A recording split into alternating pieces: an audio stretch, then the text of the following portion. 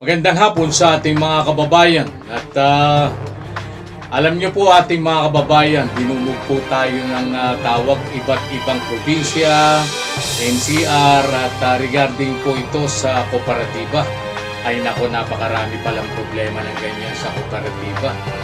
At mag-a-advise lang po ako sa mga opisyales ng kooperatiba para lalong tumatag, lalong-lalo na ang inyong kooperatiba.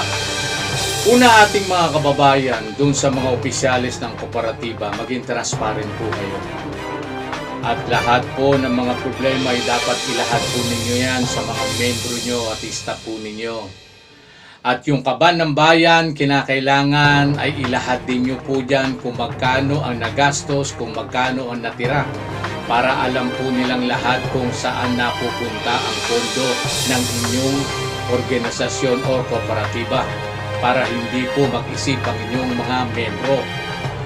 Alam niyo po ating mga kababayan, kapag po kayo ay merong gagawin o meron kayong itatayo para doon sa ikagaganda ng kooperatiba, ay mitingin niyo po sila at hiniyan niyo na advice, sasabihin po ninyo na kailangan po nating magpagawa ng ganito para sa ikagaganda ng ating kooperatiba, magkaroon tayo ng opisina. Ay para malaman po nila, wag po kayo magpapasya, dapat po alam po ng lahat ng mga membro para hindi po magtaka.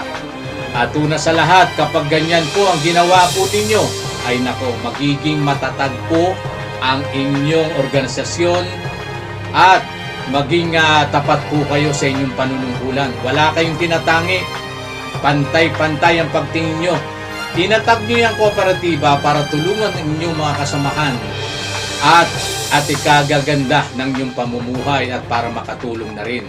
Kung may problema po ang inyong membro, sama-sama po kayo ay magtutulungan para sa ganon ay makita nila ang inyong kooperasyon bilang isang opisyales ng inyong kooperatiba.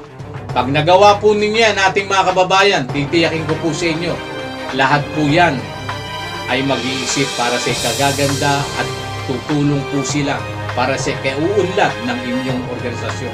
Yun lang po ating mga kababayan. Ang sikreto, unahin nyo ang Diyos.